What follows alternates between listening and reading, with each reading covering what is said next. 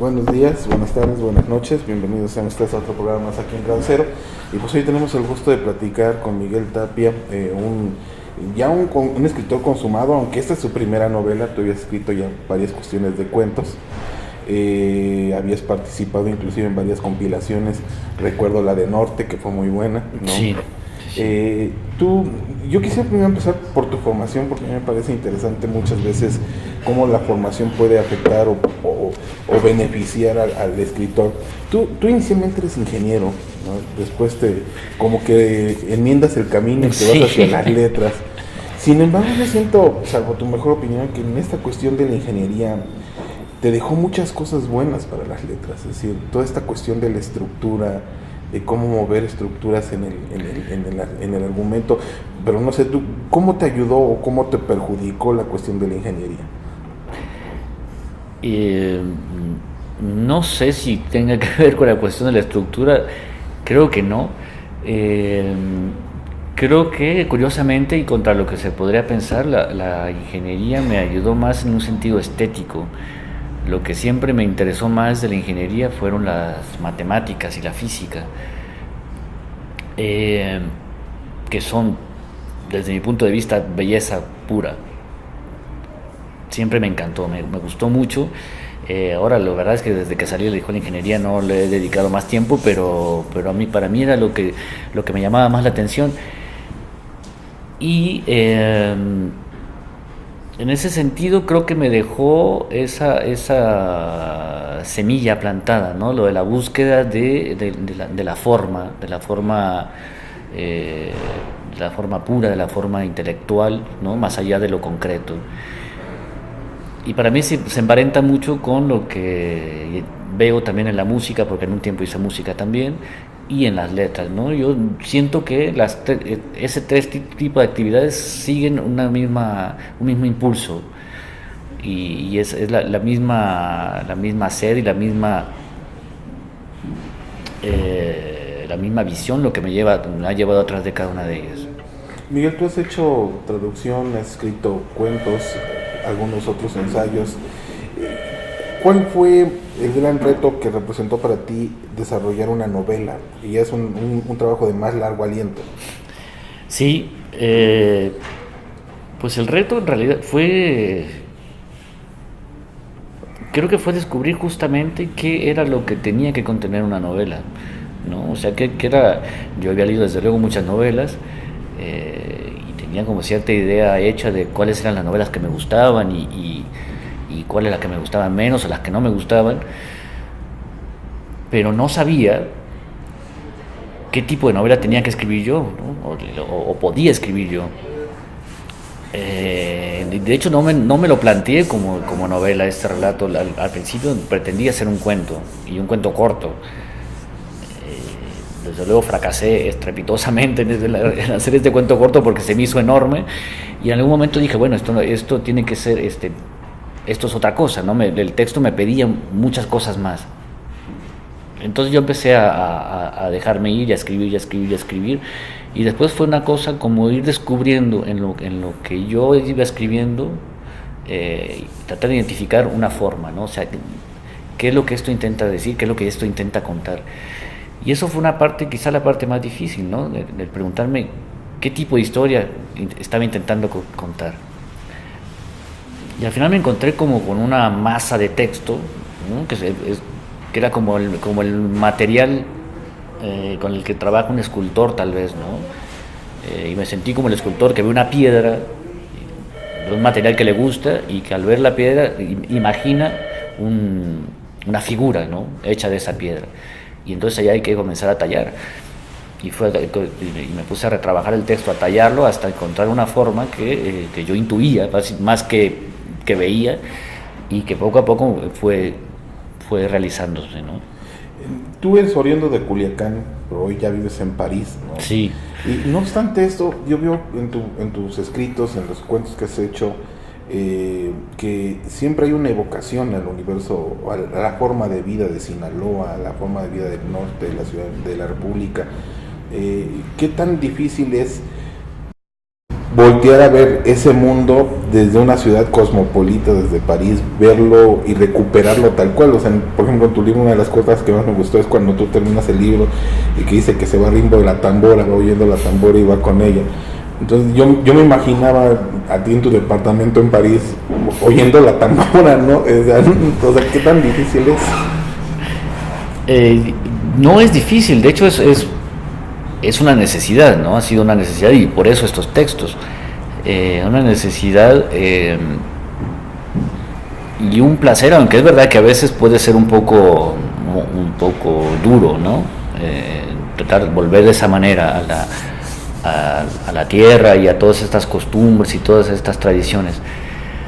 Pero una necesidad de recuperar toda esa experiencia desde la distancia, ¿no? Todo lo que viví allí, todo lo que viví cuando viví allí, pues todo se ve distinto una vez que uno vive en otro lugar. Y no solo se trata de París, viví también en la Ciudad de México, y ya cuando viví en la Ciudad de México comencé a identificar cosas que eran muy propias de mi tierra, ¿no? Y que por contraste con lo que yo vi en otras ciudades, ¿no? Y viví en otras ciudades también, estuve un poco en Barcelona, y cada vez el cambiar de contexto te lleva a decirte, bueno, esto es distinto, ¿no? Entonces, entonces ¿qué es lo propio del lugar en el que yo crecí y de las cosas que yo descubrí como normales, ¿no? Y qué es lo que hay debajo de todo eso, qué es, por qué, o sea, qué es lo que define todo ese universo. Y yo creo que es una pregunta constante, ¿no? Porque eso es parte de la respuesta a la pregunta, ¿quién soy yo? Tu novela de que presentas hoy, Ríos Errantes, habla sobre un joven, yo creo los típicos problemas que podría tener un joven, inclusive cuando uno lo empieza leyendo, pues va viendo que es este adolescente que tiene problemas sentimentales, cosas así, hasta que llega a los tiroteos y las cosas que son propias del norte.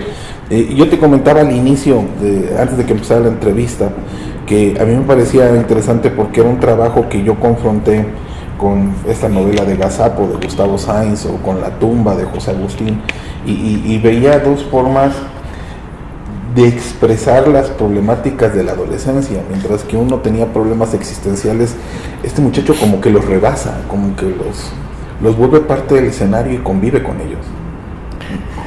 Sí, pero creo que también parte del funcionamiento de este libro es justamente cómo ese tipo de problemas es el que impulsa al personaje, pero la resolución no viene en ese plano, no viene por una realidad del entorno que es superior y que termina imponiéndose sobre este tipo de preocupaciones, ¿no? Es decir, el personaje sigue realmente sus inquietudes, sus dudas existenciales, sus amoríos, sus dudas sobre sus propios sentimientos, sobre sus propias aspiraciones, y digamos que su historia termina resolviéndose por factores externos, ¿no? de esta realidad que es brutal y que está ahí todo el tiempo de manera latente y que él ve como normal, como natural, porque así aprendió a verlo, hasta el momento en que se le vuelve en contra, ¿no? Al momento que se planta ante él y dice, tú no vas a seguir por este camino, ¿no? Creo que es parte del funcionamiento, ¿no? Y creo que por eso los personajes tienen esta edad, ¿no? Que es la edad que muestra esa ilusión y esa inquietud, y tal vez por eso creo que se logra mejor el efecto del encontronazo, ¿no? Con la brutalidad de la realidad en la que están inmersos sin darse cuenta, ¿no? He leído algunos textos de compañeros míos periodistas que observan en tu trabajo que hay una cuestión ahí como de también un acercamiento a este universo del narcotráfico, del narco. Sin embargo, yo disiento de ellos, y eso yo quisiera preguntártelo. Es decir, creo que tú utilizas toda esta violencia que pasa en ellos como parte de un contexto que no se puede evitar no hablar, ¿no? Que está ahí, que ya está, no es que tú lo hayas pintado ex profeso para narrar los acontecimientos, sino que están ahí y que hoy no se pueden dejar de narrar. Estas cuestiones, tú que las ves desde afuera, ¿se pueden dejar de narrar o estoy equivocado en mi apreciación? No, estoy de acuerdo contigo. Yo creo que uno no puede escribir sobre este país en esta época sin dejar de hacer referencia, ¿no?, a este clima de violencia, este clima de impunidad. No creo que eso tenga que hacerse de manera explícita necesariamente, ¿sí? Pero yo creo que cualquiera que sea la estrategia narrativa o la estrategia referencial, una novela que busque retratar el México de hoy no puede dejar de lado este aspecto, ¿no? La violencia, la corrupción, pero a mí me parece que en cierta forma muy buena parte de nuestra narrativa está quizás algo acomplejada frente a esta misma realidad, ¿sí?, a esta brutalidad, y tal vez no tanto la realidad como de la realidad en sí, como ante la realidad mediática, ¿no?, que es espectacular, que es inmediata, que es rápida, que es abrumadora. Y tal vez por eso creo hay muchos intentos literarios, ¿no?, que tal vez buscan competir con ese tipo de realidad mediática, y me parece que eso no es la manera de aprovechar todo el potencial que tiene la literatura para hablar de nuestro país el día de hoy, ¿no? Creo que hay muchas cosas más detrás de todo eso, ¿no?, detrás de los conflictos por el poder en esta como serie policíaca o narcopolicíaca, ¿no? Y que termina por pintar la violencia casi como una cuestión folclórica ya casi. Y me parece que lo que a mí me interesa es contar lo que se vive más allá, ¿no?, lo que se vive más en general, lo que vive en el general de la población, la forma en que todo esto nos afecta en el día a día, y la forma, sobre todo, en lo que esto comienza a ser parte de nuestra cultura, de nuestra tradición, ¿no?, y de nuestro ser ya casi, ¿no?, algo que comencemos a vivir como algo, como el pan de cada día, ¿no?, lo que hacemos cada mañana, cada tarde, cada noche, es convivir con todo este clima. Y creo que eso es algo que tenemos que preguntarnos, y me parece que la literatura es un excelente medio para acercarse a esto. Cuando leer tu libro, el título de Ríos Errantes me hizo pensar precisamente en este proceso en donde, bueno, distintos caminos se van tomando y cada uno lleva a distintos lugares, como pasa con cada uno de los personajes en tu historia.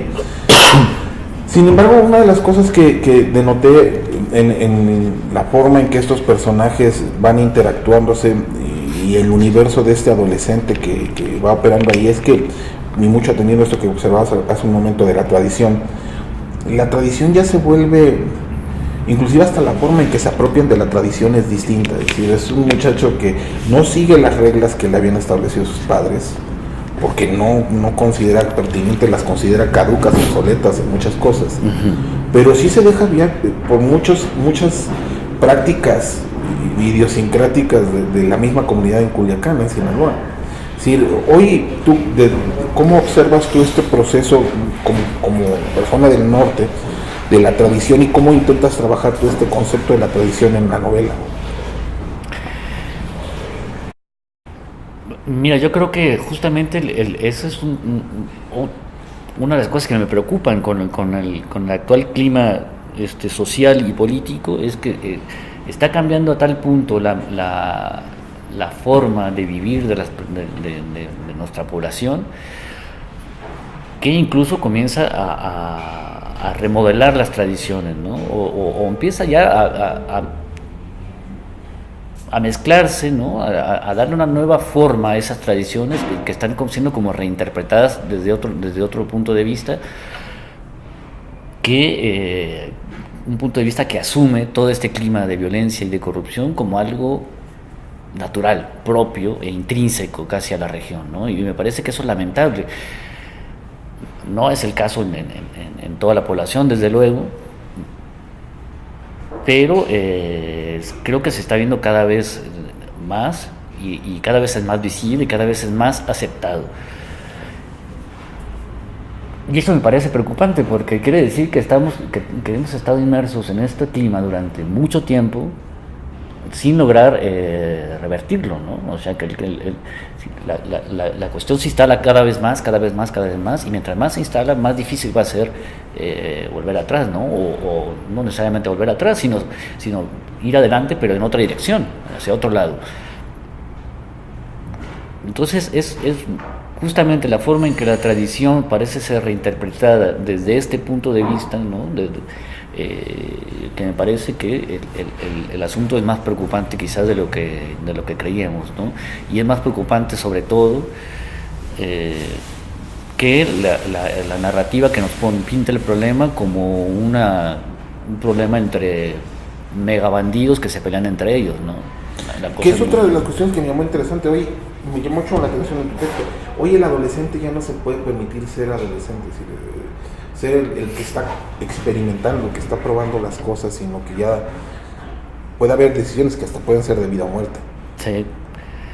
¿No? Y es algo que veo en tu texto, o sea, es un adolescente que ya tiene que lidiar con una toma de decisiones mucho más compleja, más densa.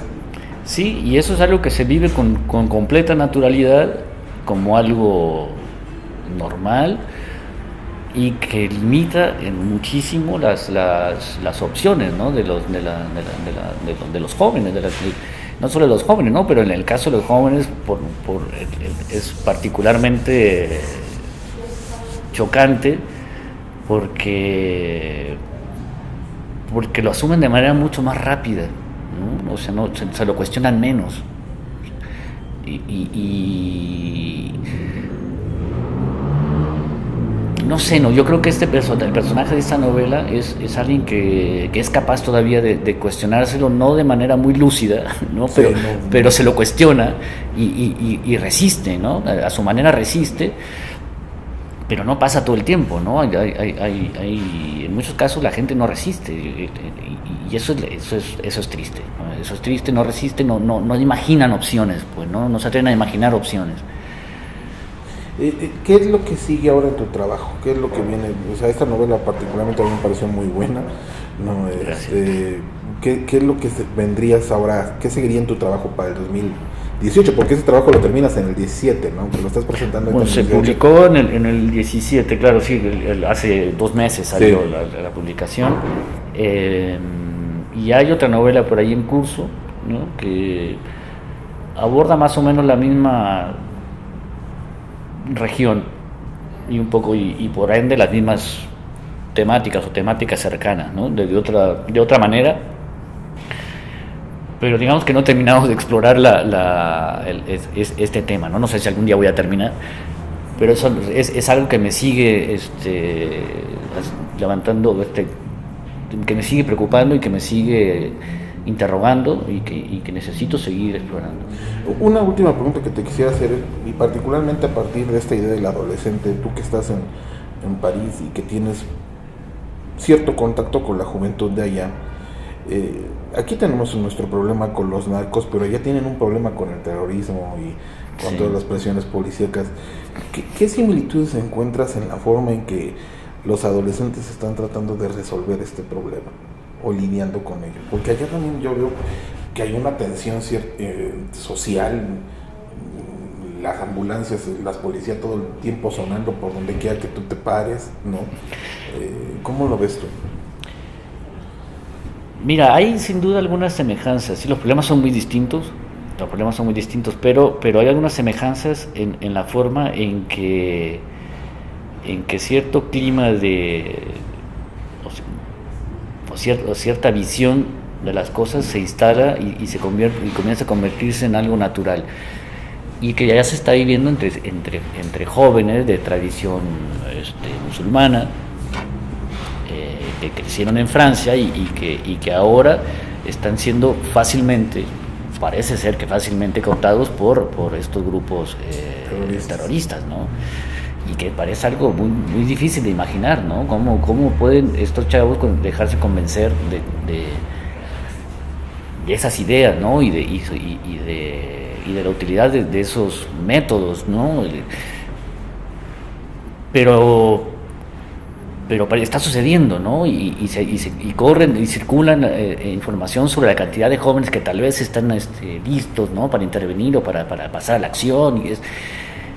Y yo siento que eso podría estar cercano a la forma en que la juventud en México está viviendo toda esa, o sea, toda la cuestión del narcotráfico como una cuestión natural, pues, ¿no? Como una opción real, natural y lógica casi, ¿no? Para ellos es un poco así, o sea, y creo que los franceses también se están haciendo esa pregunta, bueno, ¿cómo llegamos a esto, no? O sea, algo andaba mal y no solo nos dimos cuenta, sino que no hicimos nada por resolverlo, y ahora se está convirtiendo en una cosa que ya está enraizada, pues, ¿no? Ya las nuevas generaciones ya nacen bien inmersos en todo esto. Y eso es lo más preocupante, ¿no? No es un problema que viene del exterior, como algunos quieren pintarlo, ¿no? Es un problema que está ahí, está dentro. En este sentido, y para cerrar la entrevista, ¿qué disfrutas más, ya que es tu primera novela, en la escritura de cuento o de novela? ¿Y por qué? No sé, no sabría decirte qué disfruto más. El terminar la novela y verla publicada fue una satisfacción enorme. Me imagino que como obtener un grado, ¿no? Algo así, porque además cuesta más o menos me costó más o menos el mismo tiempo y no menos esfuerzo, ¿no? Es decir, un cuento normalmente lleva menos tiempo, pero la satisfacción puede ser muy grande también. No sé, no creo que pueda decir que prefiero una cosa sobre otra. Lo que sí es que por momentos creo que necesito hacer cierto tipo de narración y por momentos otra, ¿no? O sea, es decir, mientras escribía esta novela, escribí 2 o 3 cuentos, ¿no? Que no están en el libro y que están por ahí, ¿no? Como, no sé, algunos se publicó en línea y otros están por ahí esperando ver la luz, ¿no? Pero, por ejemplo, terminé esta novela y sentía la necesidad de escribir otra, ¿no? Y ahora estoy ahí, no sé, ¿no? Yo creo que depende del momento y de lo que uno quiera dejar salir. Miguel, ha sido un placer platicar contigo, ¿no? Un gran libro. Me gusta mucho. Muchas gracias, te lo agradezco.